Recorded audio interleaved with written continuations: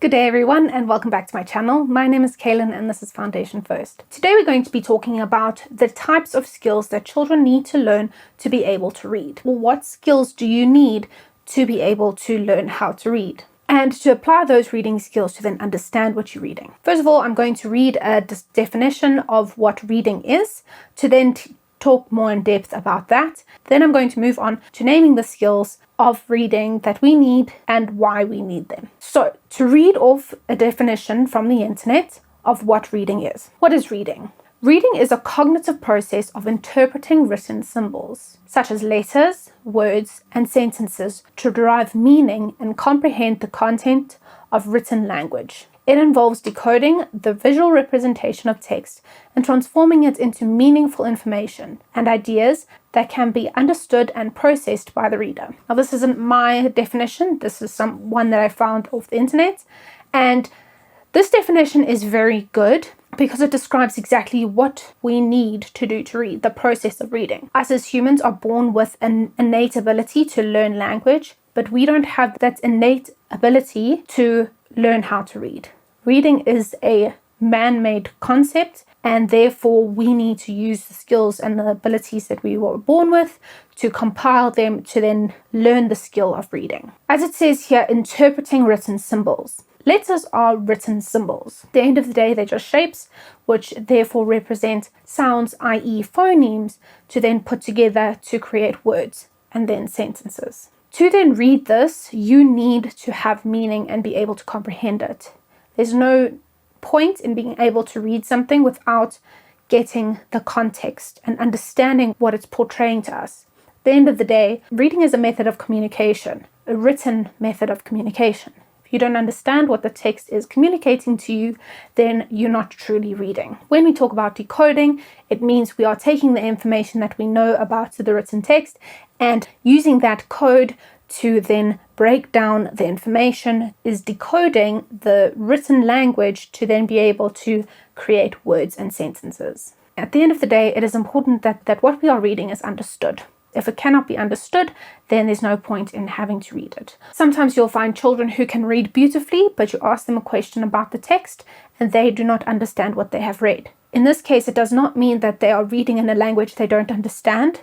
It can be a first language or home language child who is reading in that language, but their comprehension skills are not yet developed and therefore they don't understand what they are reading.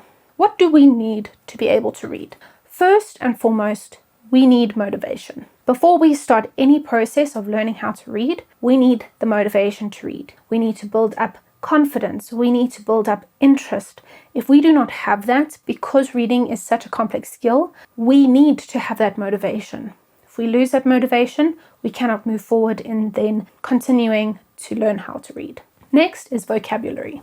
It is important for us to develop a wide range of vocabulary. If we don't have the vocab to be able to read, we won't be able to then understand the words to create the context of what we're reading. Many times I have seen children read the sentence cat on a log and they are not able to understand what they're reading because they've never heard the word log.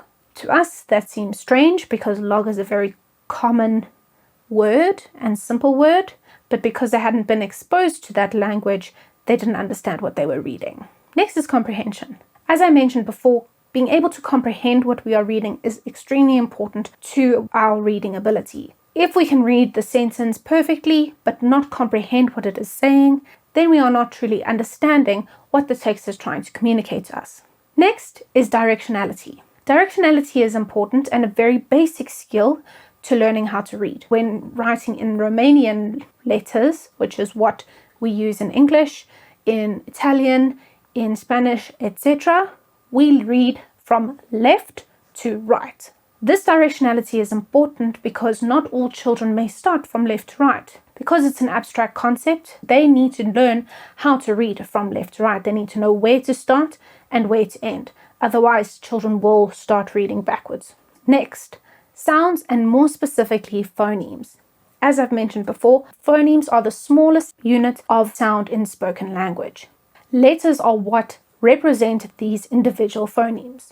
When we put phonemes together, that makes words, and then when we put words together, that makes sentences, and sentence creates meaning. Next is blending. When we talk about the skill of blending, we talk about when we use those phonemes in a certain order, and then our brain connects those sounds to be able to create a word. For example, if I say to a child who has not built their skill of blending, I'll say to them, what word do you hear when I say k, a, t? They won't hear the word cat. They'll just say k, a, t, k, a, t. And no matter how fast they say it, their brain will not connect that word to then create the word cat. Therefore, when we think of blending, this is actually a completely separate skill that in early childhood development we need to practice in isolation. We need to practice the idea of blending and the skill of blending so that when children start putting phonemes to letters and writing out, then they've already got the skill of blending, which often children may struggle with, and it's the last thing that they really develop when starting to read and write. Next is letters. Letters are the symbols that are the visual representation of these phonemes. It is important when we're teaching phonics to teach a phoneme-centered approach, where we teach the phoneme or the sound with the letter attached to it, not this letter with the sound attached to it. This is important because eventually children will get to a point where they realize or need to learn that one letter can actually represent more than one sound. Like the letter A isn't always A, it's also A when there's other letters involved.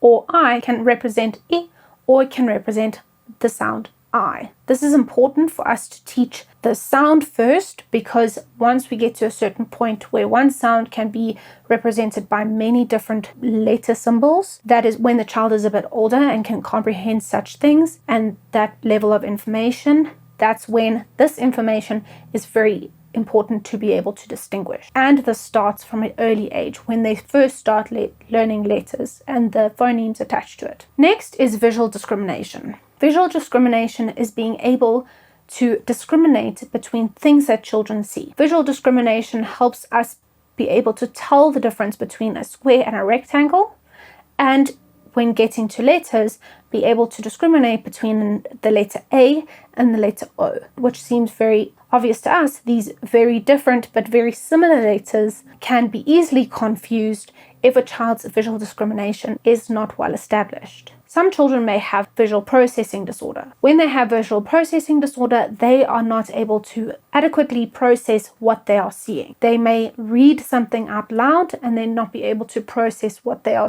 reading. Next is auditory discrimination. This is important because children need to learn the very intricate, very specific differences between small units of sound. This starts with environmental sounds such as transport noises or animal noises, and then eventually moves into phonemes. To be able to distinguish and determine the difference between an a and an e, and something between a m and n. These are very similar, also very different phonemes that children need to learn the differences of, but this also starts from very early on as a skill that needs to be developed way before children even start to learn to put sounds to letters and then letters together to make words. That is it for me today. Thank you so much for joining me. If you enjoyed this video, give it a like and subscribe to see what's coming next. Thank you so much, and I'll see you in my next one.